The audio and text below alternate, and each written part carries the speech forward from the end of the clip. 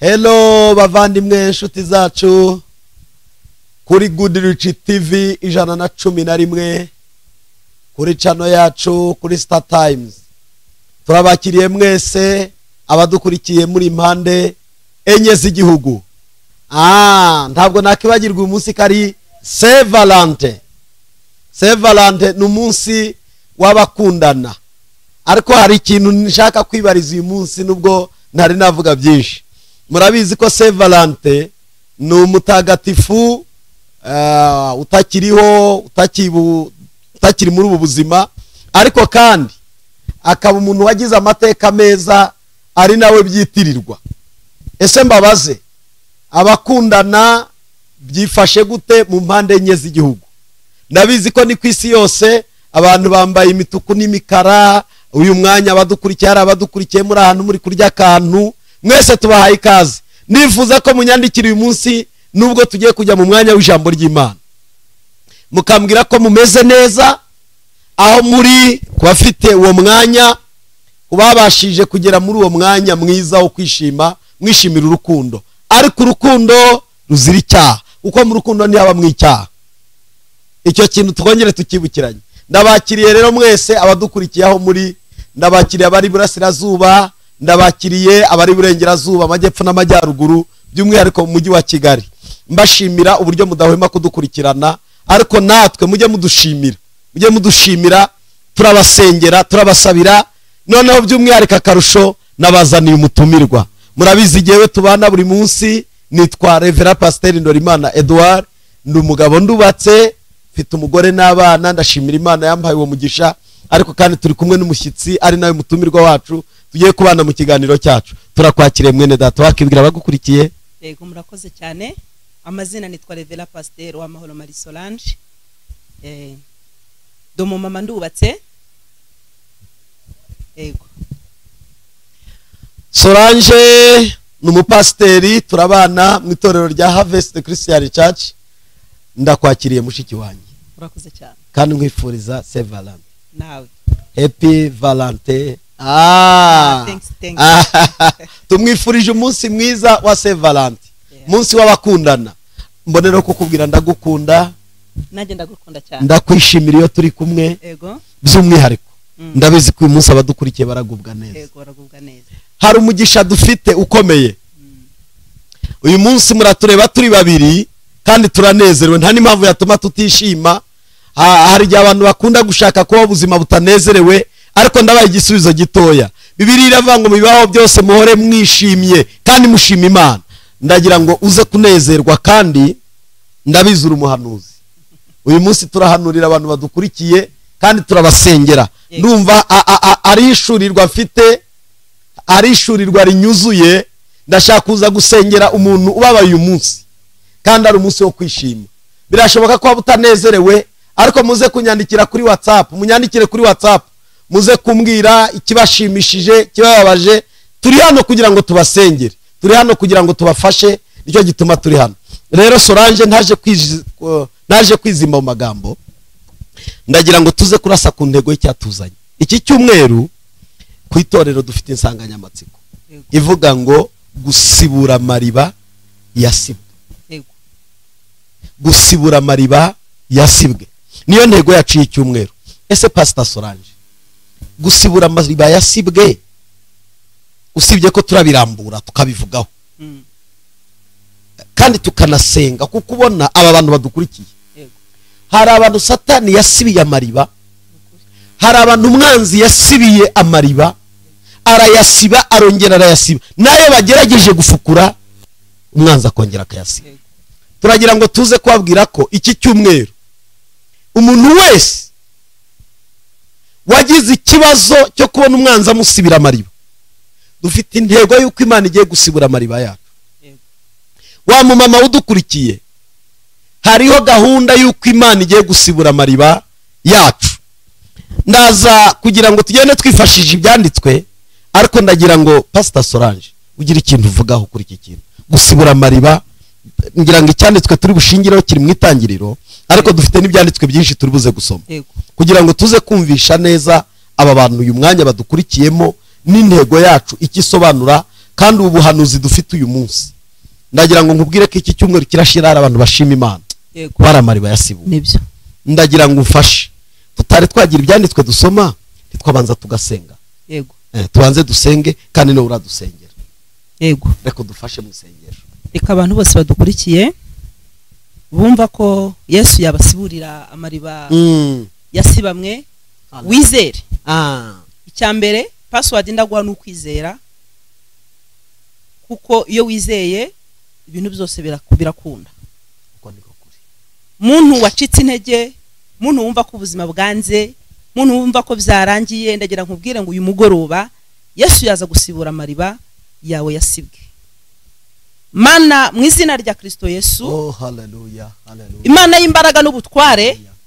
Imana yo kwizerwa no kwiringirwa Imana ishobora byose Imana yumva gusenga kw'abera nyemerera uyu mugoroba urebe imitima y'abantu bose badukurikiranye mu mpande zose z'isi abari mu ntara abari mu gihugu mu mujyi wa Kigali mu turere dutandukanye mwami hari abo Satani yarashimyambi ariko ndakwinginze kugira ngo uyu mugoroba usibura amariba yabo Satani yasibye mwami umve kwinginga bakwinginga umve gusenga bagusenga umve guhamagara baguhamagara umve gutaka bagutakira mwami ni wowe uzi imitima yawe ni wowe uzi urya Satani yabarashe ni uzi urya Satani yabarwanyije ariko ndakwinginze kugira ngo uyu mugoroba ukuboko kwawe kubakoreho mwami nurangize ubereke imbaraga zawe kandi usibura amariba mwami usibura amariba y'ababyeyi usibura amariba y'abagabo usibura amariba y'abakobwa usibura amariba y'umuntu uwo ari we wese udukurikiranye muri mugoroba reka ntabari twebwe za bonne try ntabari twe Kristo ahubwo izina ryawe mwami ikore uko ushaka mu izina rya Kristo Yesu amen. Pastor urakoze cyane ndagira ngo muze kutwandikira kuri message kuri WhatsApp cyangwa se kuri message umuntu wese ufite icyifuzo yumva yabwira Imana ngo Mana nsiburire iriba ryanjye umwanzi yasibye ongera usiburire iriba ryaba mu gice cy'umwuka ryaba no mu gice cy'umubiri ndakwinginga wandike gusa ndabizi turabasengera turaza kuvana tubasengeye turaza kugenda tubasengera tuzakomeza tubasengera icyifuzo cyacu ni kimwe Imana isibura amariba yawe yasibwe ese reka mutwandikire mwebwe mutwandikire kandi turaza no kuba umwanya muduhamagare tubasengere ndagira ngo twifashishe icyanditswe kiri mu itangiriro hanyuma Pastor Solange ndagira ngo ngende nguha umwanya ugende uduha amaverisa amwe aza kutwunganira kugira ngo tuze kumva iki cyanditswe neza kiri mu itangiriro reka dusome mu izina rya Yesu itangiriro 26 abafite bibiliya zabo mwicaye aho mutureba muri mu masaro muri mu byumba muri ahantu mwicaye mutaramye nagira ngo mufate bibiliya muri telefone biremewe aho waba ufite bibiliya hose wayisoma reka dusome itangiriro 26 umurongo waho reka dore ku murongo wa 12 hari ijambo rivuga ngo Isaka biba muri icyo gihugu muri uwo mwaka yeza ibiruta y'inshuro 100 Uwiteka muha umugisha uwo mugabo aba umukire agenda arushaho ageza aho yabereye umukire cyane yari afite imikumbi n'amashyo n'abagaragu benshi atera abafilisitiya ishyari. Pastor Solange iki cyumweru twari mu ntego ivuga ngo Imana idutsindira amashyari ariko turabona uyu mugabo atangiye kugirirwa ishyari kubera kugenda atera imbere kuko atangiye gusibura donc uko ngo abiba muri icyo gihugu ngo uko abibamo ngagenda arushaho kuba umukire cyane abadukurikiye baragerageza kubyumva donc Pastor Solange reka mve kuri Yakobo reka mve kuri Isaka Pastor Solange arakora amaze gukora agenda atera intambwe uribuka ko umuntu Imana imuhaye umugisha wo gukora hari igihe kuvana ku rwego ikagenda guteza intambwe ukagera heza aho abantu bose babibona. Isaka rero ngo arimo abiba mu gihugu cy'Abafilisitiya ngwibutse ko cyari igihugu kitari cyabo ngo Abafilisitiya bibatera ishyari rikomeye ngo maze iryo shyari ryari ritewe nuko yatangiye kumera neza. Sora reka nkubwire ikintu gikomeye navuze ku ishyari ku cyumweru ariko n'uyu mwenda wambaye n'aya mabara yawo hari abantu bashobora kukubona gutya bakagira ishyari gusa atari amafaranga ari kuri konte atari uko ari ikindi hari n'abareba abana bawe gusa bagahita baribwa. Uyu mugabo agirirwa ishyari reka twumve icyamubayeho nyuma y'ishyari Yego. reka dusome ku murongo waho wa 15 yego 14 yari afite umukumbi n'amashyo n'abagaragu benshi atera abafilisitiya ishyari 15 amariba yose abagaragu base bafukuye Aburahamu se akiriho abafilisitiya bayasibishije ibitaka. Umve Abimeleki abwira Isaka ati genda utuvemo kuko uturuta cyane. Isaka avayo abamba amahema ye mu gikombe cy'Igerari aturayo. 18 Isaka asibuza amariba bafukuye Aburahamu se akiriho kuko abafilisitiya bari bayasibye. Umve gusiba yego uturutse ku ishyari. Maze Isaka asibuza amariba bafukuye Aburahamu se akiriho kuko abafilisitiya bari bayasibye. Aburahamu amaze gupfa ayita amazina se yayise. 19 abagaragu ba Isaka bafukura muri icyo gikombe babona mwiriba ry'amazi adudubiza. Abashumba b'Igerari batonganira ayo mazi n'aba Isaka bati na yacu. Isaka yita iryo riba Eseki kuko bamugishije iki impaka. 21 bongera gufukura irindi riba naryo baritonganiraho aryita Sitina. Avayo afukuza irindi riba ryo ntibaritonganira aryita Rehoboti. Aravuga ati none Uwiteka adukiza hagutse natwe tuzororokera muri iki gihugu. Amen. amen Aya magambo dusomye Pastor Solange ndabizi neza intego yacu ni ugusibuza amariba yasibye. Turabona Isaka ari kurwana ku mariba ya se kuko ntabwo biri tubwira ko ari we wayacukuye, ahubwo Aburahamu yari yaracukuye amariba cyangwa se yarafukuye amariba ngarika ayo mariba Aburahamu aza gupfa umwana we ari mu gihugu cy'Abafilisitiya. Abafilisitiya barayasiba yego akajya agerageza kugenda yongera gusibura ntiyacika intege. ntabwo ugeze acika intege mu gusibura amariba. Ese Pastor Solange muri aya magambo abadukurikiye muri uyu mwanya niki wababwira nk'ibintu bigera nko muri 3 cyangwa 4 umuntu ashobora gukora kugira ngo agere ku ntego yo gusibura amariba ye neza kandi akagera ku ntego y'Imana imushakaho? Uyu mwanya ni wawe. Ibintu nka 3 nababwira. Icya mbere ni ukudacika intege. Amen. Kizera ko iby'Imana yavuganye nawe uzabigeraho. Subiramo icyo kintu. Ni ukudacika intege. Ukizera ko iby'Imana yavuganye nawe uzabigeraho. Icya mbere ntago Isaka ageze acika intege. Icyo kintu kirakomeye kandi Pastor ukira aho hantu abantu benshi baracogoye. Nibyo koko abantu baracogoye kandi bacitse intege, ariko ndagira ngo nkubwire ngo nucika intege Satani arakurasira muri zone, aragufatira muri zone utabasha kwikuramo. Ntukwiye gucika intege kuko Isaka ntago yigeze acika intege, yakomeje asibura amariba se yari yarabanze bagize ate bari barasibye ngo kandi yarasiburaga bakongera bagasiba agasibura bakongera bagasiba. Birashoboka ko ushobora kubutera intambwe Satani akongera akabisiba. Ntucike intege. Ikindi ukibuka iby'Imana aho yagukuye. Iyo wibutsa aho Imana yagukuye cyane bituma urugendo rworoha. Subiramo icyo kintu. Iyo wibutsa aho Imana yagukuye bituma urugendo rwawe rworoha. Urugero naguhereza Abisiraheli batakambiye Imana irabumva ibakura muri Egiputa bakuza y'amaboko akomeye. Mwibuka buryo nabakuye muri Egiputa nkabakuza y'amaboko yanjye agize ate akomeye. Iryo jambo ryo kwibuka yabibutsaga ko bakwiye kwibuka nubwo bari mu bigeragezo aho Imana yabakuye. Pastor, iyo utibutsa aho Imana yagukuye ntabwo umenya aho ujya. Iyo utibutsa iby'Imana yagukoreye birakugora kuva mu ntabwo umenya aho ujya. Iyo utibutsa ko Imana wigeze gusenga Imana washobewe Imana ikakumva, umva ko Imana itabaho. Pastor, hari ikindi nakongeraho tubonereho kubwira abantu badukurikiye ubwinshi bw'ibibazo ntabwo bwagakwiriye gutuma turyama. hariho umuntu udukurikiye yatwaye inda, niko umwuka wera akomeje kumvishurira, reka mbivuge.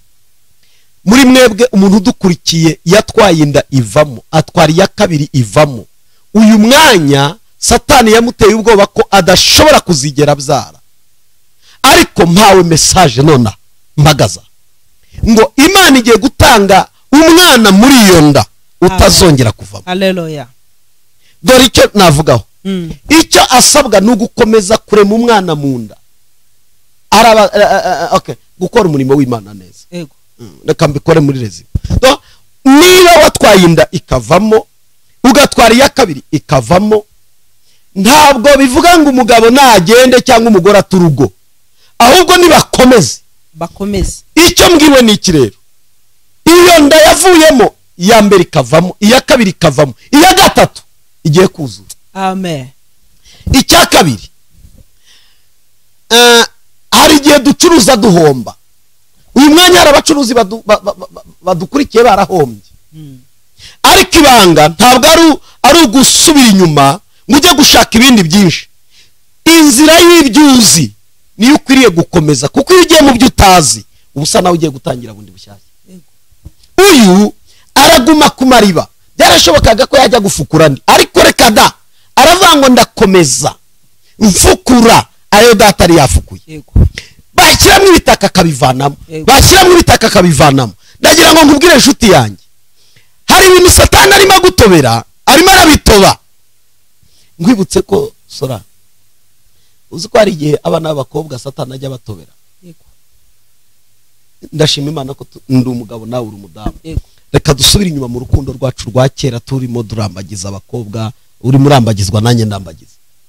uzi ko hari igihe ukundana n'umuntu abafilisitiya bakaza bakajya bamenamo ibitaka mu rukundo rwanyu. ese wowe byigeze bikubaho? cyane. ntabwo byakubayeho. wowe byambayeho ndabizi. uzi kubona wikundaniye n'umuntu uri gutegura Valentina, Saint Valentin, niba ari Saint Valentin nyine nziza, ukavuga ati noneho kuri 10 na zingahe nanjye nzasohokana umuntu, ugasanga abafilisitiya bakumeneyemo, bamenyemo amazi. ntago mukwiranye, ntago muberanye, ariko uriya azakumara iki? ese ubundi yize amashuri angahe? uriya n'uwo mu batindi, iwabo kwa nyina bararoga. abantu bazi guhashaka ibitaka byo kumenamo, bakamenamo. ariko iyo udacitse intege ugumya gusibura, ukibuke ko Imana avuganya nawe, ukizera. icya kabiri ukagira ibyiringiro, icya gatatu ukagira ibyishimo. hari umuntu wigeze amvangira, haramvangira umuntu wigeze ameneramo. hari umwana cyari kera muri za 2005 na 2006, hari umwana twari twikundaniye, umuntu aragenda, kariya gahungu ni imfubyi, kariya kana ntako kafite kazabaho, kariya kana nta nyina nta na se, yewe wa mukobwa we amenamo umucanga neza, ibintu arabyica. ariko Imana ni nari mbivuze kubera uyu munsi. abantu badukurikiye ni Saint Valentin, kandi ntabwo nabura kwishima, kandi umusaba bakundanye. tubone no kubwira abatabyizihiza, ntabwo ntihagire ubatera amabuye, kuko hari abantu bavati ntabwo twebwe bitureba cyane, nta kibazo. ariko nabo n'ababikora nimubarwanye. hari ikintu njya nemera, kuba ntemera ikintu ntabwo nkwiriye kuba nakirwanya kandi ziko ntacyo gitwaye. harabikunda. oya, urabona niba abantu bambaye umwenda usa bakambara umukara n'umutuku, niki bitwaye? niba abantu basohotse bakajya gufata amafoto, ikibi ni kimwe njya mvuga, igikorwa cyose cyitwa icy'urukundo ntikaboneke mu icyaha. niba ikintu cyitwa icy'urukundo, niba ikintu cyitwa icy'ubumana, niba ikintu cyitwa igihuza abantu, kuko uyu munsi mbonera kwibutsa abantu bijya bimbabaza, ni ukubona kuri uyu munsi wa Saint Valentin aribwo abana benshi basama inda z'indaro, kubera uyu mwanya hari utwana twagiye twacengeye, twaseseye, twagiye kurya umuceri, twamara kunywa tukamenamo inzoga, tukaryamaho tubonye, tukabyukana inda. uyu munsi dushobora kuzagira ikibazo umwaka utaha cy'abana bavutse mu buryo utaziguye. icyo rero nicyo kibazo. donc urukundo rwacu rushingiye kuri Saint Valentin ntabwo rukwiriye kuba urukundo rwatuma dukora icyaha. ibyo byumvikane neza. Imana ibamugisha. tugaruke mu cyanditswe. ndenda kukubwira rero bameneramo amazi. ariko ndashima nanjye Imana bayamenyemo yaranyibutse. baramenyemo nanjye Nawe se bakumeneyemo barambenze bigeze bakubenga? Shaka kubengwa biraryana. ariko barambenze kandi bambenze turabana Umbaka bari bamenyemo amazi kugira ngo bambenge, barambenga ko tudakwiranye, barambenga ko tutaberanye, barambenga bitewe n'impamvu nk'eshatu zagomba gutuma bambenga. Ariko ndagumye ndasibura, nibutsa Imana ibyo yavuganye nanjye, nibutsa ko hari Imana, hari ibyo nigomwe kugira ngo nkurikire Imana. Imana insiburira amariba, uwambenze ubu turabana n'ubundi araza. Ako rero Solange, tukiri kwiri jambo ryitwa gusibura, yego, gucika intege n'ibyago cyane. Buriya hari umuntu uherutse kumbwira ngo pastor ndagukunda kuko mu ntambara zose ugira ntujye upfa gucika intege. Ugacika intege. Bene data, reka tubabwire mwe mudukurikiye, turabaha umwanya muduhamagare mutuvugishe rwose. Ntabwo kuri Severand twabura kubakira no kubasengera, kandi ndabibona muri kwandika ibyifuzo mufite, mwifuza ko tubasengera. Umwuka w'Imana yatangiye kuganira natwe. Hari abantu mudukurikiye, Imana igiye gukemura ikibazo cyanyu gihereye mu mizi kandi kigakemuka neza. Ariko nawe wicika intege, wicogora. Umunsi w'ejo twibutsa abantu, ejo na materaniro, ejo azaba ari fire, umuriro. Iki cyumweru navuga ngo ni fire week, ni cyumweru cy'umuriro, mwoto. Bene data, kutaboneka mu masengesho yacu y'ejo kwa gatatu n'uguhomba, kuko hari ibintu navugira aha mu materaniro aho mfite umwanya wisanzuye. Turasengera abantu, ibitangaza birakoreka, Imana irimo irerekana ibikomeye. Murabizi ko dusoje icyumweru kivuga gukingura inzugi zakinzwe. Bene data, ubuhamya burivugira. Ejo bundi hari umuntu waje ari ku mbago, yego, Imana iramukiza, ataha imbago yayivunaguye, yego. Mubaza ubwo Imana ntiyari ikinguye umuryango, umuryango wari ufunze, urwaye kuza bamufashe, yego, mu maboko bakamwicaza ku ntebe ebyiri kugira ngo abashe kwicara. Imana irambwira ngo hera kuri ubu. Amen. Umva nkubwire, kutaboneka mu materaniro hari ikintu ujya wamburwa gikomeye. Umunsi w'ejo turakuraritse uzaze. Reka twigarukire ku gusibura amariba. Sora, ikindi wakongeraho ni iki? Navuga ku bintu nka bitatu. Kwibuka Imana yagukuye. Iyo wibutse bituma ukomera mu rugendo, bituma wambara imbaraga. Ikindi cya kabiri, iyo twibutse bituma dutsinda Satani. Mu magambo yakongoreraga, ibyo yatwongoreraga bigatuma turwanira yamarira Satani yari yarasibye twanywereragamo cyangwa twavomereragamo. Kandi iyo hano twavomeraga Satani hatsibye, turababara, turahangayika, ducika intege, tugira agahinda kenshi. Ikindi cya gatatu nuko tudakwiye gutinda muri zone y'umwanzi. Subira mwako ka, ntabwo dukwiye gutinda muri zone y'umwanzi ngo adukubakubira aho hantu, adukube mu bibazo, dukubire mu ntambara, dukubire mu bigeragiza, dukubire mu madena, dukubire kuko twatawe. Ntabwo dukwiye gutinda muri izo zone. Dukwiriye kurwana intambara yo kuzivamo. Dukwiriye mbese cyambere mu nyamakuru, dukwiye kwambara imbaraga yo kwizera, kwihangana no kwishima. Reka mbabwire, hari ikintu Umwuka Wera ari kumbishurira. None turasengera abantu bafite ingendo zitandukanye. Rwaba ari urugendo ruva mu ntara ujya mu yindi, rwaba ari urugendo rurenga imbibi z'igihugu, rwaba urwasibwe rugahagarara, rwaba urw'umwanzi asa naho yamize, turarusengera kuko Imana igiye gusibura amariba y'ingenzi. Icya kabiri, hari abantu turasengera basabye ibyangombwa muri za ambasade, amaviza, turabisengera kuko nabyo kubisengera ni byiza. Hari abantu babona ikintu bagisengeye. Reka mbabwire, hari n'abandi babibona batasenze. Bene babibona batasenze bagira ngo biroroha, baravate ariko se kwirirwa mu bisengera ni ngombwa. Ariko nge ndabivuze, turasengera icyangombwa cyose kitwa cy'urugendo. Imana isibura iryo riba umwanzi yari yarasibye. Urumva icyo kintu? N'abantu bifuje kujya kurangura hanze, Satani akamena amazi cyangwa agasiba yamariba. Bivuga neza Sora, abo bantu barababaje. Abantu bifuje kujya kurangura hanze, Satani agashyira mu bintu bya Satani agashyiramo inzitizi. Turaza gusenga, kongera tunasengera abantu bafite ikibazo cy'ingo. Nagumye kubibwirwa cyane, ingo waba warabenzwe, waba waratawe wabona ibintu byawe byarapfuye byarahagaze, turaza gusenga Imana. ndetse n'abanzwe n'imiryango birakomeretsa Solange pastor, birakomeretsa kubona umuryango wakagufashe ukakwitaho ukagukuyakuya ukakumenya nk'umwana w'umuryango cyangwa se nk'umuntu w'umuryango ukaguhahana, niko babyita kuguhahana. Abo bantu turabasengera twongere dusengera abantu barwaye bababajwe n'umubiri. Hari ukuntu satani asigaye ateza abantu uburwayi bw'amayobera, bakajya kwa muganga no kwa ukabyuka uri muzima, byagera saa 5 umubiri wose ugashya, ndetse bikaba byanakuviramo kubura akazi, satani akabasibye yamariba y'akazi kubera uburwayi ukivuza ukabura indwara kandi ukababara, ugahora uryamye wavuga ndarwaye. Icyo urwaye ni iki? Kabaganga babuze indwaye. turasengera aba bantu, reka twibuka aba bantu. Hari umuntu umwuka w'Imana ari kumbwira afite ikibyimba, afite ubwoba ko ari kanseri. Icyo kibyimba mwene data turagusengera, ikirakubera ikimenyetso ko Imana yakudutumyeho, kizayenga ukireba, cyabi kiri mu nda, usibye ko icyo ndi kubwirwa kirasa naho kiri mu mugongo, hari n'undi ugifite mu bitugu, ariko ibyo bibyimba mwuka w'Imana ari kumbwira ngo Imana igiye gukiza ibyo bibyimba, kandi kabone naho yaba kanseri, Imana ibasha gukiza kanseri. Dufite ubutanga watanga temoyanyaje gatoya. Hari umudamu umwe Imana akije kanseri. Nibyo?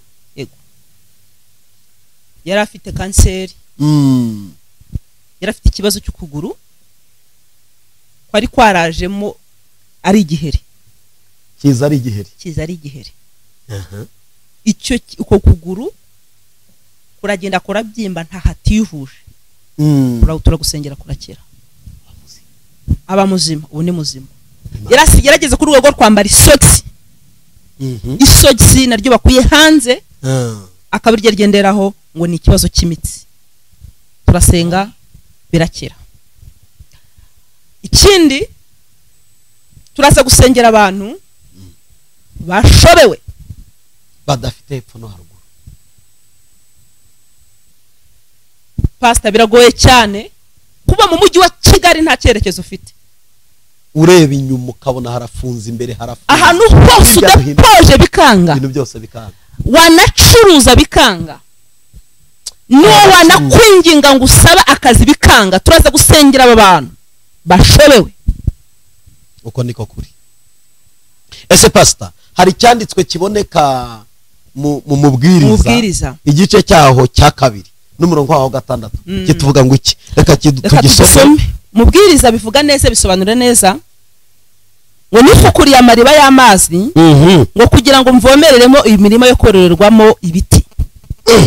Nifukuriye amariba y'amazi ngo kugira ngo mvomereremo, nyavomerere imirima yororerwamo ibiti. Nifukuriye njyewe nifukuriye amariba y'amazi kugira ngo mvomereremo imirimo yo kororerwamo ibiti.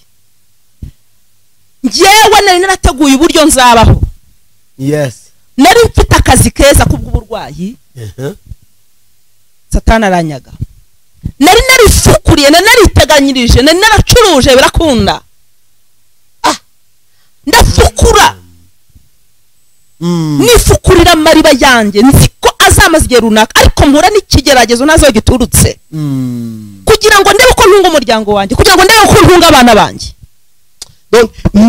Iri jambo naryumvishije. Umuntu n'umuntu wari wariteganirije muri ubuzima, wenda se agira udufaranga kuri konti, kandi uyu ni umwuka w'Imana uganira natwe. Yemwe mudukurikiye, ndagira ngo mwumve neza icyo Imana ije gukora ku buzima bwanyu. Umuntu wari wariteganirije, hari uko utuntu twe yaradusetinze, akazi gahari, ibyo kurya abona atazabibura, abona project ziwe z'imishinga ibintu bicamo, uko yabirebaga yabonaga rwose hari ukuntu ameze neza, ariko atungurwa n'ikibazo. Ibintu byose yari yateganije bihinduka ubusa. uyu muntu wamubwira iki? Umwuka w'Imana araguha iki? kuko nuva ari cy'umwuka ari uyu muntu wifukuriye, witeganyirije, wisigamye, wabonaga ko ibintu byose yabishyize ku murongo, ariko agatungurwa n'iminsi. Tuvuga ko yatunguwe n'iminsi. Waba wararwaye watunguwe n'iminsi kuko ntabwo ugize planinga, waba warahombye watunguwe n'iminsi, waba warahuye n'amakredo watunguwe n'iminsi, ariko wari wariteganirije. Iryo riba Satani yatwaye, ndagira ngo nkubwire ngo Imana ije kurisibura.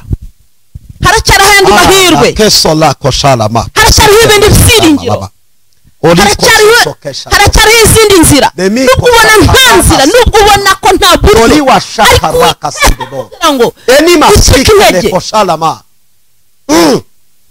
ariko ucika intege, ucika intege, ucika intege mu buzima urimo, ucika intege mu rugendo uri gukora. Ndagira ngo nkubwire, wa mugabo we ntabwo byarangiye, ahubwo niho bitangiye. Aha, icyo kintu ntabwo byarangiye, ntabwo ubuzima bwarangiye, ntabwo kwiyahura n'uwo muti. ahubwo se Imana irimo irambwira uyu mwana ori washaka raiba eneba. Umwuka w'Imana arimo arambwira ikintu giko etakosha maywa la safwa la bonne fodegire. Ntabwo byarangiye. Hari umuntu wari ufite yari yatangije ikintu gisa n'uruganda. Urwo ruganda rurasa naho rwakoraga ifu. Yego. Ifu yo kurya. Ariko agiye gushiduka abona yinjiye mu gihombo. Ndagira ngo ngwe message. Umwuka w'Imana arambwiye ngo Imana igiye kongera gusibura iriba. Hari Imana igufukuriye. Hari Imana igufukuriye bitunguranye. Imana iragutabaye mwene data. Yego. Imana inganda nibuka ko hose numva ndwanarije byo kugira ngo mbwire uyu muntu nawe afite uruganda rw'imisumari. Bakamwambura isoko. Wari umaze kwiteganyiriza, ariko ndagira ngo nkubwire ngo Imana igiye kugaruka ku buzima bwawe. Tekosha koma la salike shaiba. Hari umukobwa ufite uburyo bwo kubaho, yariteganyirije kubaho, ariko ntagaze uburyo yahuye n'inyatsi, yabonye ibintu byose bimushiraho. Hari andi mahirwe ya kabiri. Uko niko kuri. Hari ijambo twasomye nza kugarukaho. Ngiriba rya mbere ngo bararifukuye baritonganiramo. Aryita ngo ni seki kuko baritonganiye. Irya kabiri ngaryita sitina naryo baritonganiraho. Ngariki irya gatatu. Sora ndagira ngo iriba rya gatatu. Iriba rya gatatu hari uko Bibiliya yatubwiye ngo yaryise. Amen. Iriba ryitwa Rehoboti. Imana none yidushize agize ute? Bavandimwe, turahanura uyu mugoroba Imana dukorera nubwo wari umaze iminsi uri kwiriba utonganiraho. Iriba ry'induru ry'urusaku. Yego. Iriba abantu bagutonganirizaho bakuburanya. Yego. Iriba abantu bakujajinga bakavuga ngo si iryawe. Yego. Imana igiye kuguha icyo bita Rehoboti. Amen. Ahagutse. Hakire mu izina rya Yesu Kristo. La mali sima. Dole ko shalama. Kintu numvishije. Uyu muntu uteka agateka amazi akaburya hereza abana. Ndagira ngo nkubwira ngo Imana ije kwagura, ntabwo uzongera kubura ibyo kurya. Zakire yewe. Uzongera kubura ibyo kurya. Akira ubwo buhanuzi. Uyu muntu wumva ko yamwandiriyeho watawe n'umugabo akumva ko byarangiye, oya aragaruka mu izina rya Yesu. Kandi uyu mwanya aragaruka, turavuze ngo agaruke. Nagaruke. Bibiliya hari ikintu yatubwiye ngo dufite ubutware bwo kuboha no kubohora. Yego. Turamubohoye aho yabohewe. Yego. Reka dukoreshe ubu butware twahawe. Tubohoye uwo mugabo. Nagaruke mu izina rya Yesu. Agaruke mu rugo rwe. Mu izina rya Yesu. Agaruke mu bana be. Nagaruke. Agaruke mu nzu ye. Nagaruke. Agaruke mu kiryamo cye. Nagaruke. Agaruke muri saro ye. Agaruka lamela satarama. Agaruke aho hantu. Nagaruke. Nagaruke mu izina rya Yesu. Yongera umuryango ube muzima. Yongera abana bamererwe neza. Abana bajya ku bashuri. Ibintu byongera bikore. Yongera akora business. Yongera kunde umudamu we. Yongera kunde abagore bataye abagabo, bongera bakunda abagabo babo. Nibagaruke mu izina rya Kristo Yesu. Hari igihe cyo kwagura, ni igihe cyo gusibura. Ndasibura amariba yawe Satani yasitwaye. Hariho umuntu wari urimo agurisha ubutaka.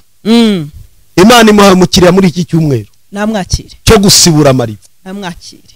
Yewe udukurikiye warakize ubutaka ku isoko, harimo n'inzu. Akira umukiriya Imana iguhaye. Ubu tuvugana. Mwisina Imana iramuguhaye. Namwakire. Teleko serema. Delika shatoleko sidebon. Yego. Nagira ngo turebe ijambo riri mu Efeso 2:11. Rindwi. Turebe. Efeso Efeso 7:20. Katurebere ijambo maze dusenge, tugiye kwakira telefone baduhamagare tubasengere. Aba Efeso igice cyaho cya 7 cya 2 ariko ni 2 11. Reka dusome mu izina rya Yesu. Haravuga ngo nuko mwibuke yuko kera mwebwe abanyamahanga ku mubiri, abo abakebwe n'indoki ku mubiri bitaga bakebwe, mwibuke ko icyo gihe mwari mudafite Kristo, mutandukanije n'ubwisiraheli, muri abashyitsi ku masezerano y'ibyasezeranijwe, ari nta byiringiro mufite by'ibizaba.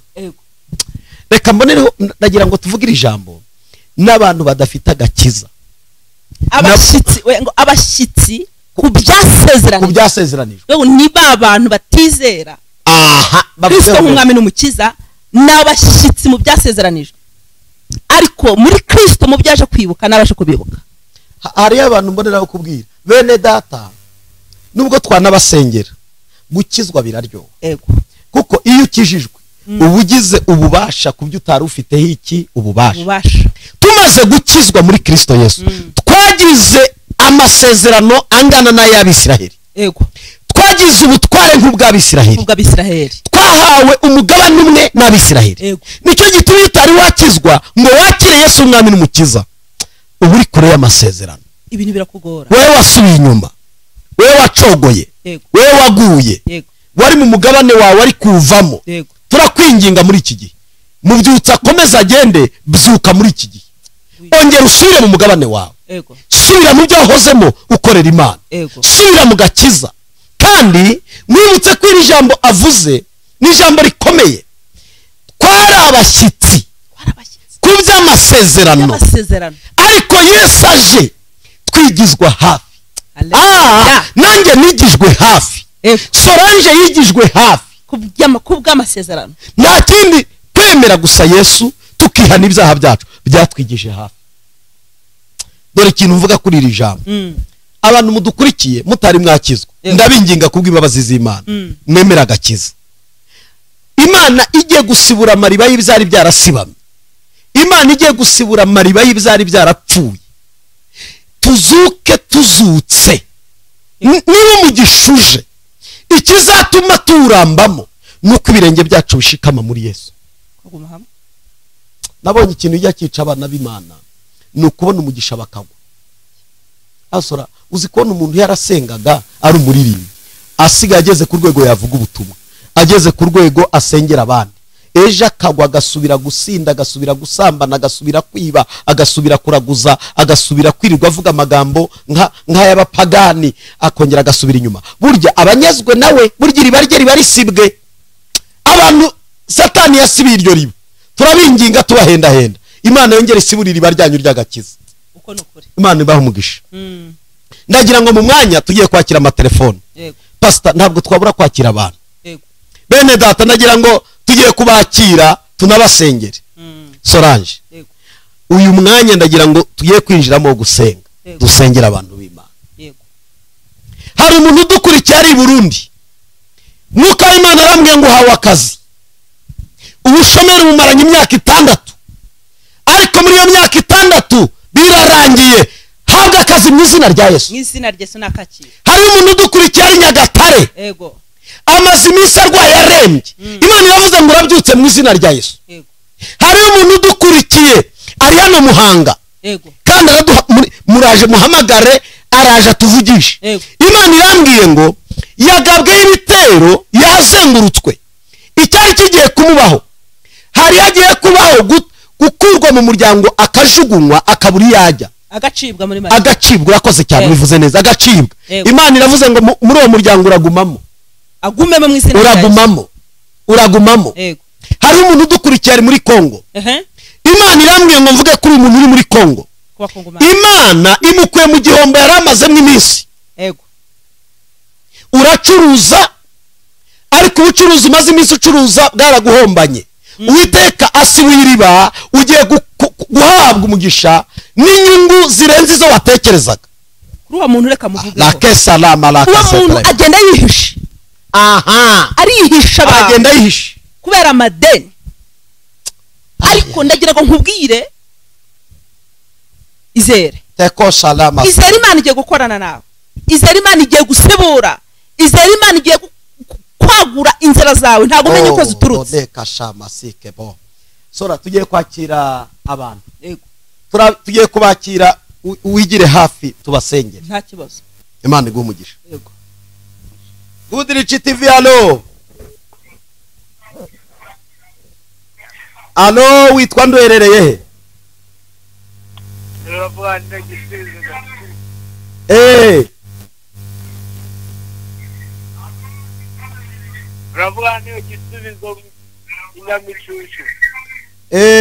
icyifuzo cyawe ni iki rasa ku ntego turi kwihuta turashaka kubasengera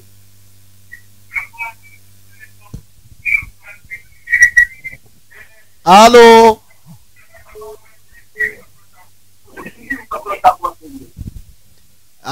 kubera kurangara nimba mbabwira telefone niba uhamagaye gabanya televiziyo yawe nura tumusengera yavuze ko Rwandex ashaka tumusengera niba ari Rwandex turamusengera ariko mbasabe mujye mugabanya ijwi rya televiziyo turifuza kubasengera muri iyo ntebe wicayemo reka utubonereho umugisha uyu mugoroba muri iyo ntebe wicayemo na telefone yawe uduhamagara reka utubonereho umugisha ariko nawe gabanya ijwi rya televiziyo niba tugufashe kugira ngo tubashe kukwakira turakwakire mwene data werereye he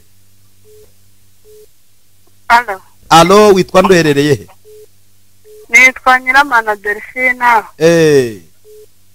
merere Inyamagabe Inyamagabe icyifuzo cyawe ni iki icyifuzo cyanjye njyewe mfite umugabo nyine njya kubona yapanze nk'imishinga runaka namubwira nese kuki wapanze imishinga utambwiye ngo tujye inama turebe ukuntu tubigenza tubyumvikaneho ugasanga amawe yasubije ugasanga duhise ducagagurana nyine none se wowe kuki udaca bugufi ngerageza guca bugufiya ariko mbigerageza n'ubundi umujinya wananze imbere gabanya umujinya wubake cyangwa wongera umujinya usenye nagira ngo nyine mu nsengere umujinya wanjye ariko ugabanuke umva ikintu nkubwira iyo umuntu ashaka kubaka aca bugufi ntabwo ibintu byose ari mu kirere ni we mbwiye umugabo ntahari ariko inama nkugiriye ca bugufi yego hanyuma nubona hari ibyo yakoze atakugishije inama wemere kumanuka gake gake bizagenda byumvikana kandi hamwe no gusenga byose bizagenda neza ariko wowe gabanya umujinya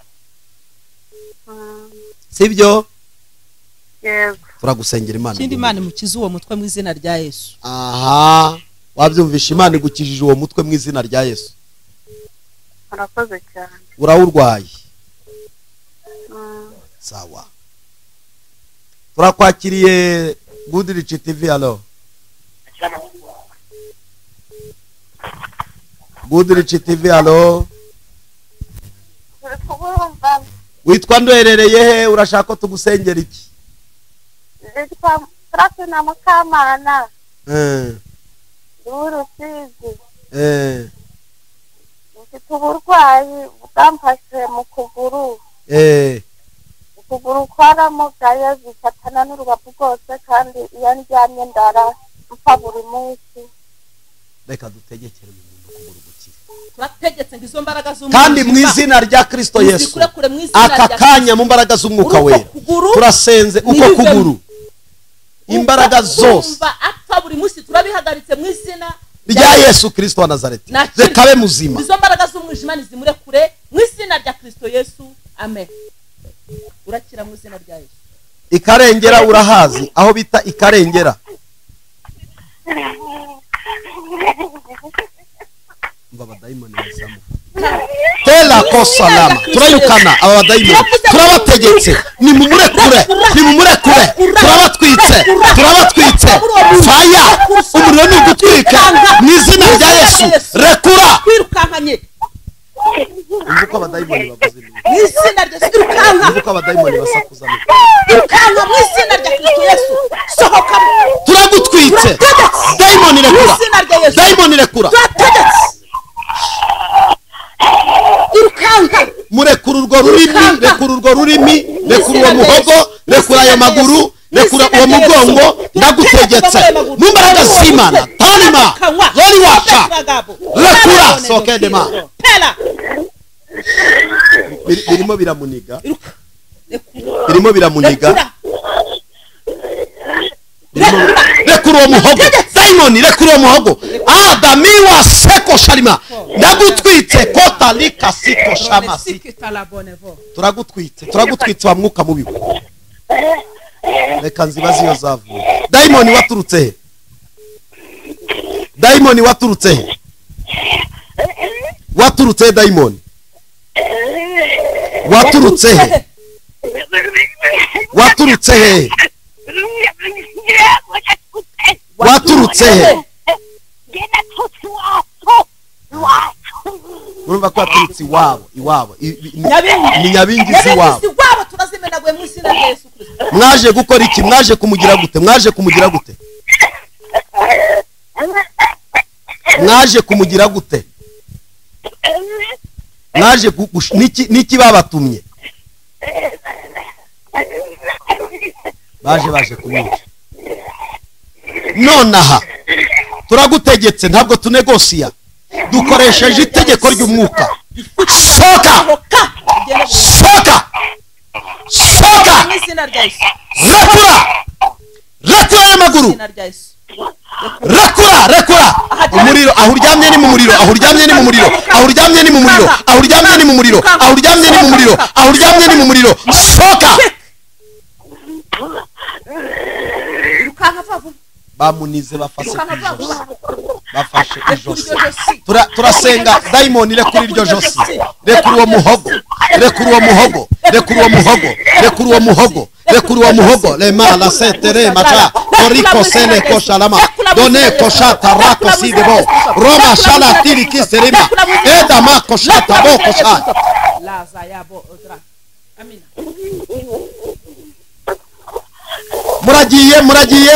muragiye muvuze induru mugende muvuze induru mugende muvuze induru mugende muvuze induru mugende muvuze induru mugende muvuze induru mugende vuze induru soka bari barafashe umutwe bafata amaguru bafata inda bafata umugongo wose bafata umuhogo uyu mwana yari afite ibibazo bikomeye turashima ko Imana imubohora aka ni akazi k'umwuka we njya mbwira abantu ngo Imana ibera hose icyarimwe uyu mwanya ari Rusizi nawe Imana irasiga ibiba by'uburwayi none aka kanya Imana irambwira ngo dayimoni ziragiye nimugende nimuvuze induru bwa nyuma nimuvuze induru bwa nyuma muvuze induru bwa nyuma muvuze induru bwa nyuma tena mala sekorewa uko bavuze induru murahiye mu izina rya Yesu aramurekuye ntabwo muzagaruka ukundi birabarangiranye mu izina rya Yesu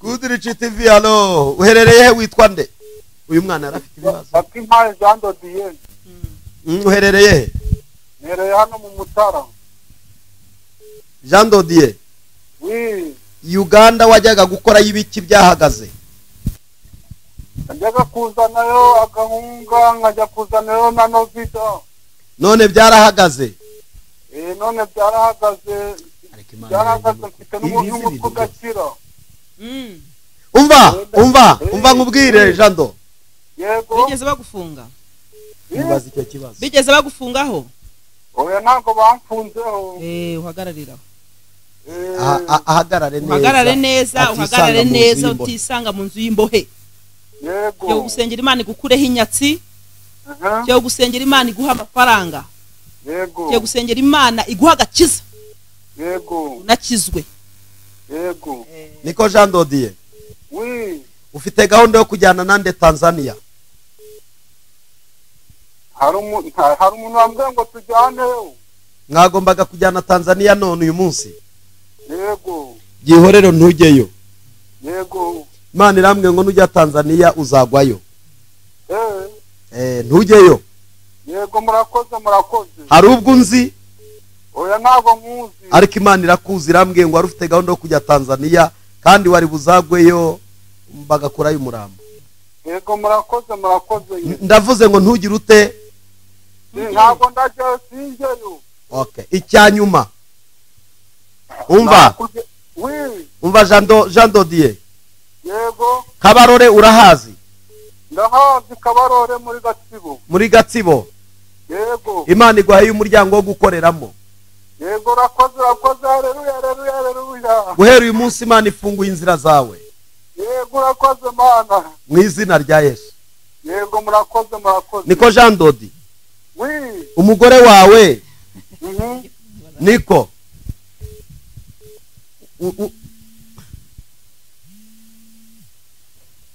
Allo. Yagiye. Gateze ku cyumugore ugatiwe ntago beravamo. Nari ngiye kumubaza icyo umugore ariko ndakiretse. Isa genda. Okay, turakwakiriye Goodrich TV. Allo.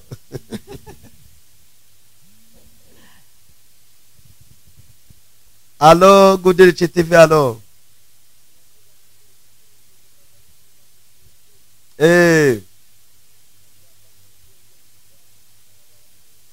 Ari hehe madamu wawe mumpewe?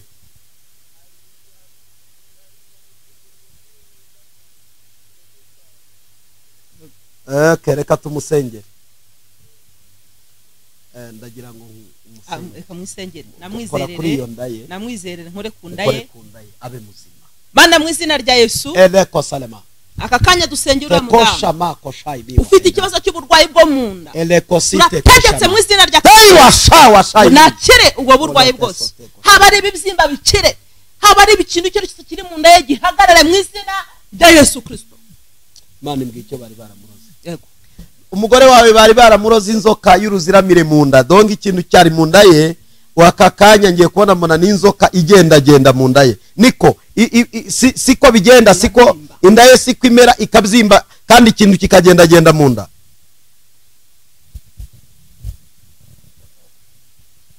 Imana iraki igisohoyemo muri yo. Mana turagushimiye kubikoze. Witeka nyirububasha. Urakoze kumukijije mwana. Eri masike toka kosha kosa. Urakoze kumurwaniriye mwana. Urakoze kumutabaye mwana. Ni mu izina rya Yesu. Amen. Igitangaza kirabaye. Ele zole mele kosa la kosha marako lima sikaba. Eri washada rama seke te kosha koshaiwa. Ariko bavandimwe ndagira ngo mbabwire.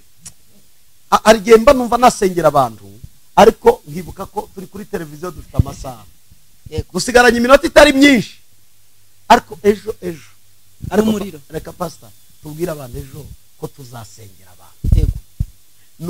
Nuzuye ikirere cy'ubuhanuzi,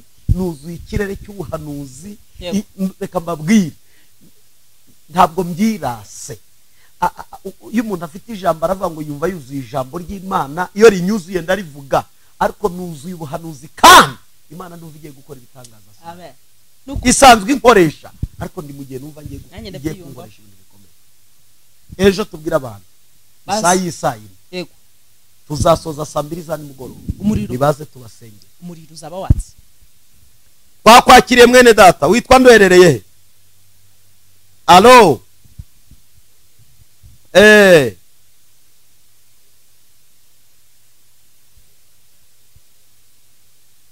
Venus werereye he? Vuga cyane. Icyifuzo cyawe ni ikihe mugambazi tugusengere? None se uwo muntu murapfiki ko mbona umuntu mugira n'intonganya murapfiki. None se ibyo bibazo mugira na Vedas ko yaragiye kujya kukurogesha burundu. Zanyabigiza mugambazi. Imana irambwiye ngo nkubwire ngo Imana ikurinze zanyabingiza mugambazi. Umuntu yaragiye kugenda akakurogesha akakwica nabi, ariko Uwiteka arakurengeye kuko ari Imana igira neza.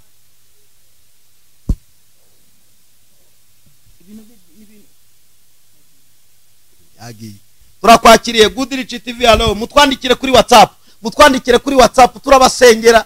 Numva twararadusenga, ariko kandi ejo saa 4 za mu gitondo amateraniro imiryango izabikinga. Ejo saa 4 waturuka iburasirazuba, waturuka amajyepfo, kwibutse ko abantu bagitaramo bashobora kuza gusenga. Abantu bashobora kuva Musanze bakaza gusenga. Umuntu ashobora kuva rwose Rubavu yaza gusenga. Abantu babugesera bashobora kuza bagasenga.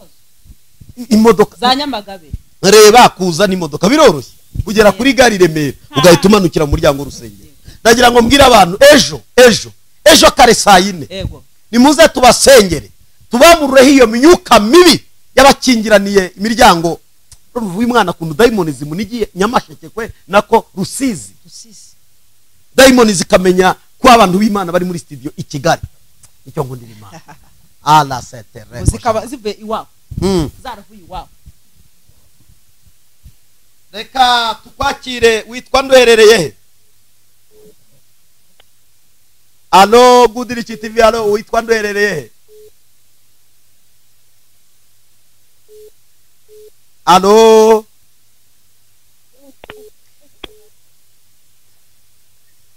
muramvuna urajya utinda kuvuga, ndajyana mfata abandi kuko muragora. Alo, Nidusegemerere inasho. Yo, ufite ikihe cyifuzo duse? icyifuzo mfite no kugira ngo Imana impe igishoro ihoreho n'inyatsi. Igukureho inyatsi. Ufite umwana? Mfite abana babiri, umuhungu n'umukobwa. Papa wabo muri kumwe? Ntabwo turi kumwe, bari mu kazi. Umubwire ngo Imana imukuyeho umwuka w'abamugenza, yaragiye kuzashiduka aburiwe irengero. Umugabo wanjye cyane. Yego urakoze. Ubimubwire nubona uko umuhamagara. Ndamuhamagara. Mala seto rako shamaliwa. Urakoze mwuka wera. Nagira ngo mbwire uyu muntu udukurikiye, ufite randevu yo kujya kwa muganga biramukomereye, afite randevu, iyo randevu Imana yarayihagaritse. Bose ndabona randevu ndetse zirenze imwe. Imana ihagaritse izo randevu, Imana igiye kubakiza, igiye kwigaragaza. Imana ishobora gukiza bavandimwe. Nimunyumva ntabwo ndwanya ubuvuzi, ariko Imana isumba ubuvuzi bwacu, kuko hari ibyo abavuzi badashobora ariko Imana ishobora. Hari igihe abantu bavura imyuka mibi bagategereza ko umuntu azakira, ntibishoboka. Dore uyu muntu Imana iri kumbwira afite ikibazo, indwara yaje itunguranye, ariko abaganga n'ubundi barabonera igisubizo cyayo. Baramubwira genda uzagaruke, genda uzaze gucishe mu cyuma. Imana itanze igisubizo, urakize.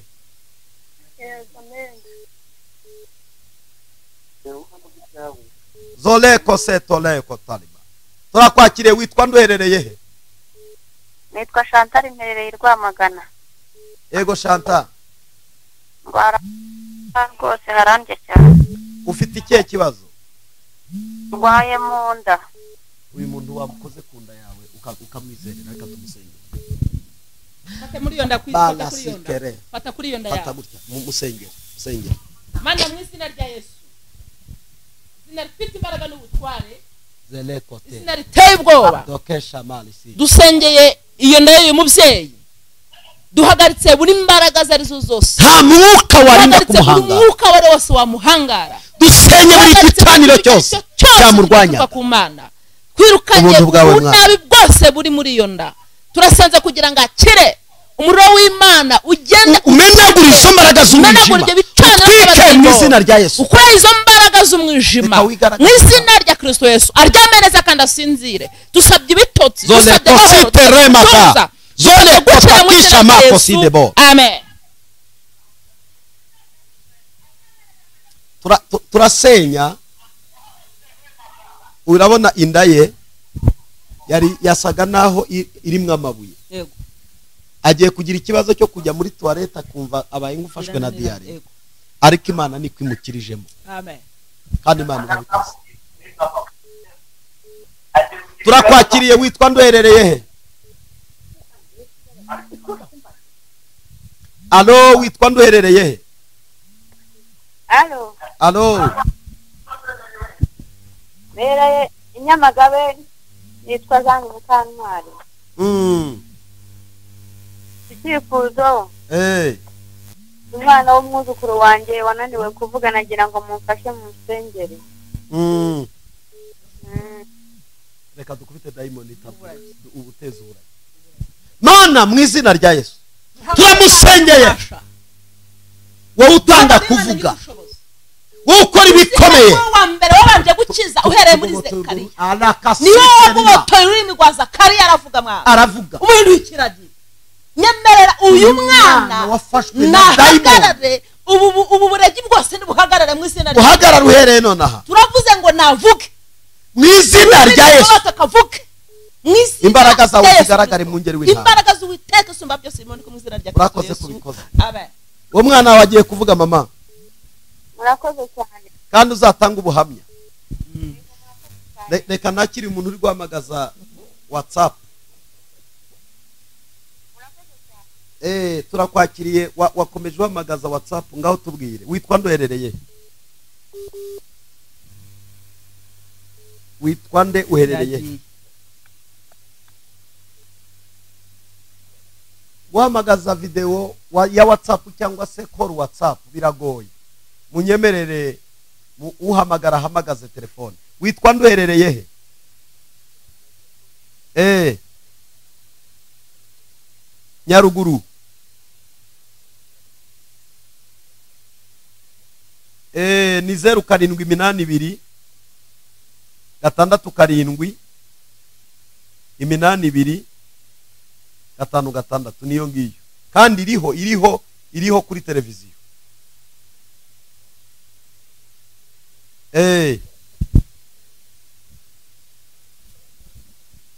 Inyatsi. Pastor Solange abantu benshi bafite inyatsi. Ariko reka mbabwire inyatsi tutazasengera ngo zikurweho. Hari inyatsi tutazasengera Pastor Solange. Tujye tuyobora abantu neza.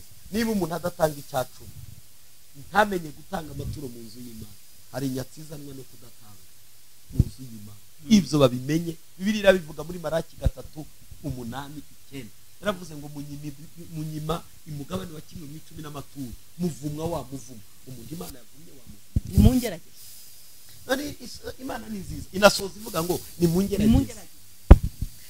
Rero ari inyatsi turi busengere, ariko namwe abantu mutazi gutanga ngo muture mu rusengero. Dore abantu b'Abakristo twigiza abantu b'amasarigoma ngo duturira abapasteri, ngo n'abapasteri bayarya. Ubuse turi hano kuyo umuntu aba yatanze ye, arigiye nyenya mbwiza n'abantu kuri. Arigiye mba ndi hano nkabwira umuntu uko maze ukwezi ndi hano, wampaye angahe kujya kumpaza. Oya, ni imico mibi, ni ingeso mbi ziba mu Bakristo. Ubusambo bukagwira, umuntu akagiraho yumva atatanga. Buryo udatanga hari inyatsi zaza rwose ikinje. Ubimenye mu bwenge bwinshi ufite, mu bumenyi bw'ibyo wibeshye uzi, harimo n'ibyo utazi. Hari umuvumo uva ku ijambo ry'Imana, hari n'umugisha uva ku ijambo ry'Imana. Iyo twarishyize mu bikorwa tugira umugisha, iyo tutarishyize mu bikorwa tugira umuvumo.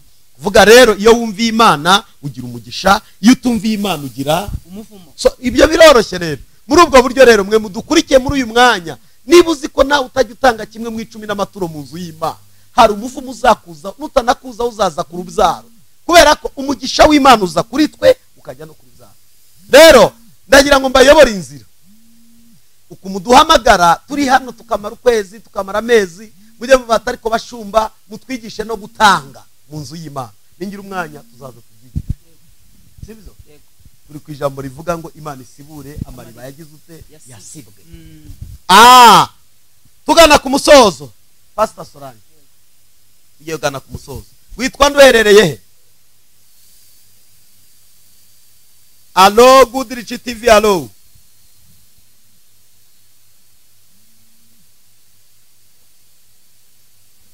Allo.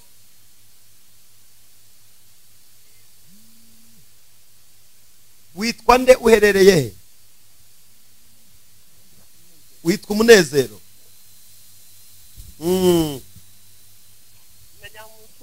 Nkunda kurwara umutwe. Hanyuma ngira n'abana nijoro barira. Babona binteye ikibazo bakabyuka bagasimbagura akaguru kijya kinjya numva n'ibintu binjomba kigiye mu kaguru kamwe.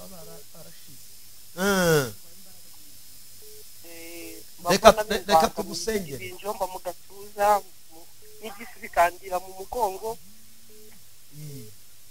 Ku buryo hari igihe nunama umutwe najya kunamuka bikaba ngombwa ko shinyiriza. Okay, igiye kugusengera. Ni ukuri murakoze. Wari utubwiye ngo uherereye mu majyepfo i Huye. Mu majyepfo i Huye. Niko mama. Kagame. Ubutaka mbona mugura mwabuguze he? Twabuguze ahantu mu Matyazo. Mu Matyazo niho mwabuguze. Yes. Murimo murabwubaka. Ntabwo turubaka ariko byaranze ariko ntabwo. Byaranze ariko gahunda niyo kubwubaka. Yego. Mutari mwagura ubwo butaka. Nagiye kubona mbona hari ibintu baguteze. Bamaze kubigutega urabisimbuka. Nibyo biri kukugira gutyo. Icya kabiri, ubwo butaka mwaguze bwaragiye buratongerwa kugeza icyo gihe, kuva uwo munsi mwabuguze amafaranga ahisabura mu buzima bwanyu. Yego, Yesu yabonye nagenda. Umva rero nkubwira iki Imana igukoreye. Yego. Imana irambwiye ngo ubwo butaka waguze buravumuwe, ibyari byakoreweho bikuweho, Imana iguhaye kubwubakaho inzu nziza cyane. Icya kabiri, hari ahantu mbona wari ufite ibintu by'ubucuruzi, wari ubifite hehe?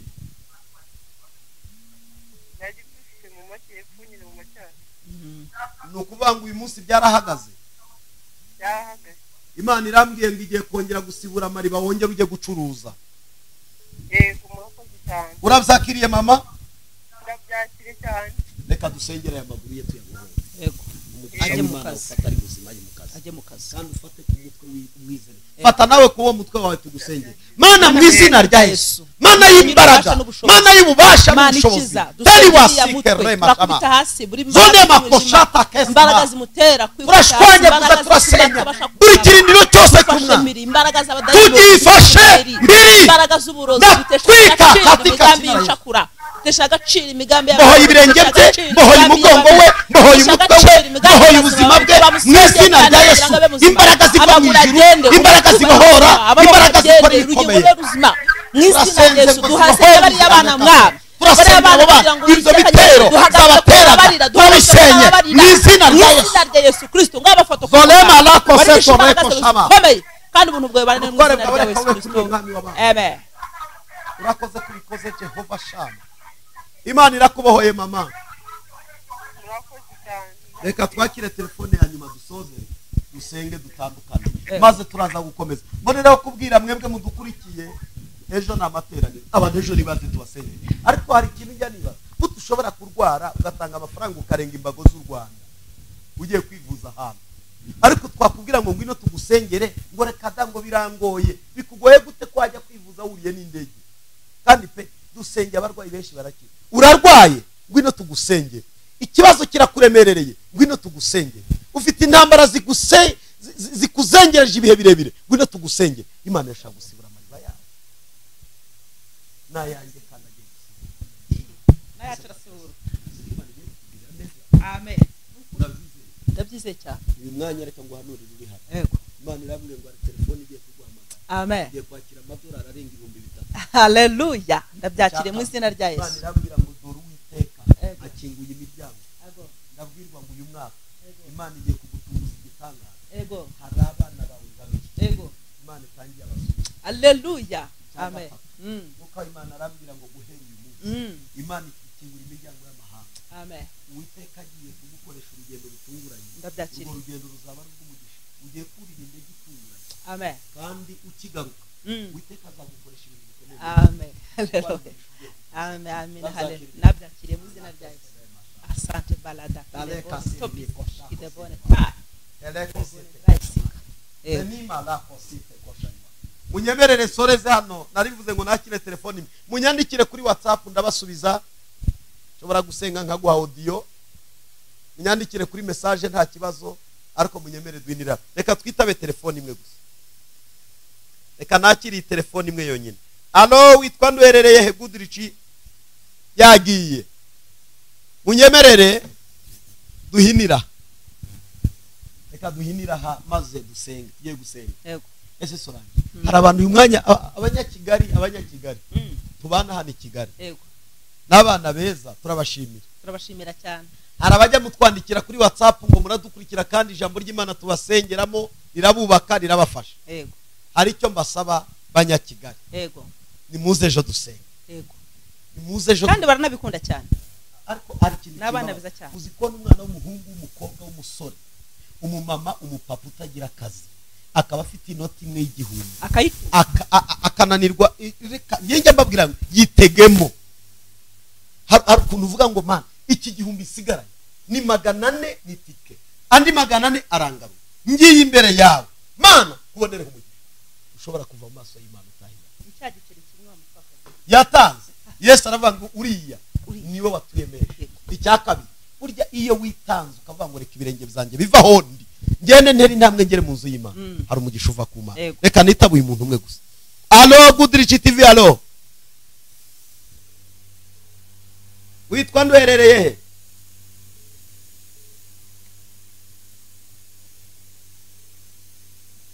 witwa nde uherereye he? Irurindo si hafi ejo yaza agatera ese ni iwone. Solange ngo n'uwanjye okay Irurindo turakwakiriye. Witwa ndwerereye Irurindo hagana wanarabana ugusengera iki?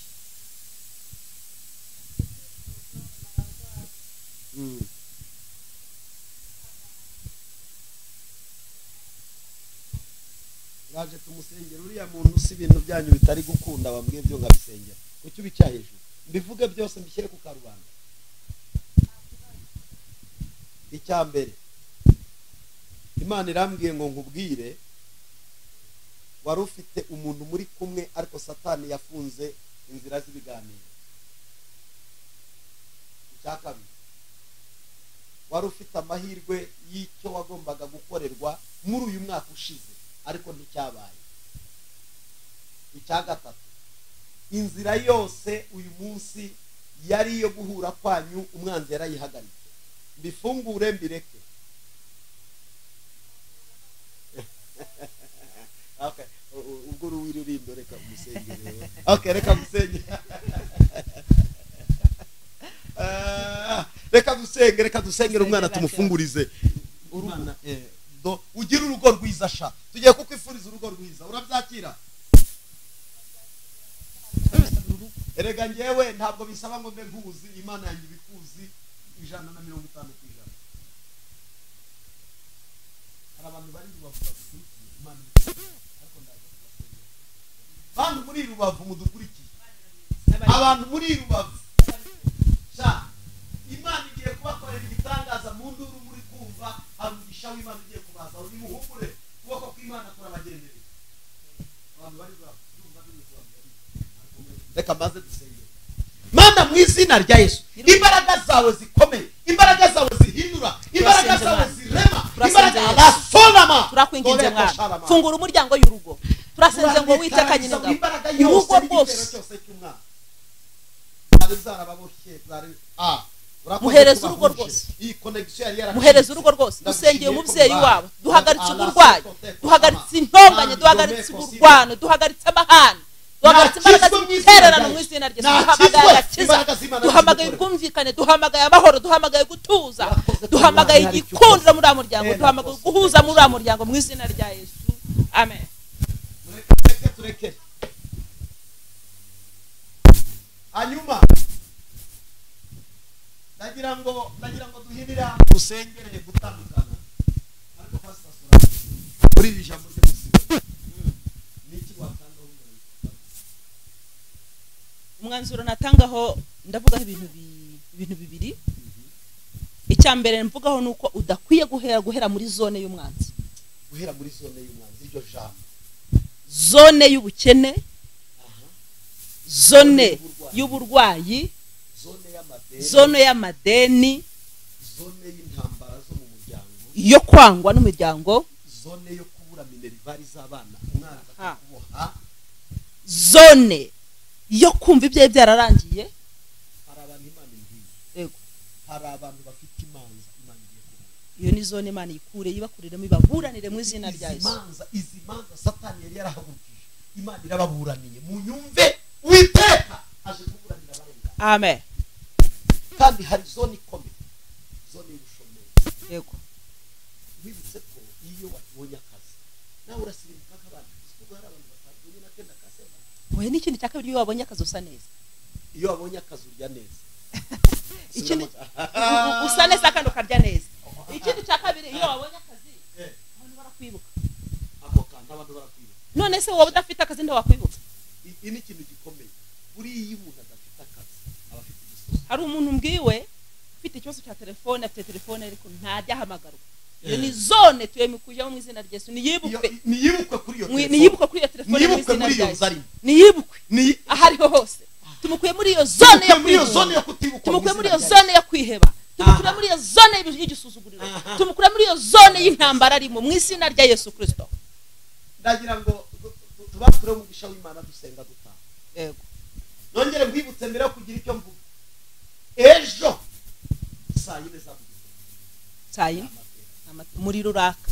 Abantu mudukurikira muri Kanombe mwubahwe, abantu muri Masaka, abantu muri hirya hariya Kabeza, Kabuga, abantu bari hakurya za Masoro, Zandera, abantu bari hakurya kwa Nayinzira, za Zindiro, manuka za Kimicanga, Kicukiro, hano baradukurikira hano hepfo Umuhima, abantu mudukurikiye muri za Nyamata, abantu mudukurikiye muri hejuru yo za Shyorongi no hiryo gukomeza imidugudu kwa Bene, imidugudu ya Beneri, abantu mudukurikiye reka mbabwire Imana nkorera isibura amariba sora Imana dukorera isibura reka tubitanga Imana dukorera isibura amariba tugire dutya tuve ni isibure mu izina rya Yesu. Kandi bera b'Imana mu bitwandikire muri message ni isibure mu izina rya Yesu. Tubwire ngo pastor Imana dukorera twize yasibuye mu izina rya Yesu. Oya iki cyumwe tangaza genda uvuga ubwanjye yasibuye. Genda umva ubwanjye yasibuye ngo wizere kuko Imana yasibuye. Ndumva ubwanjye Imana yasibuye ahubwo wowe izere ko ibyo Imana avuganye nawe bigiye gusohora. Kuko Imana yacu icyo dusabwa ni ukumvira Imana gusa.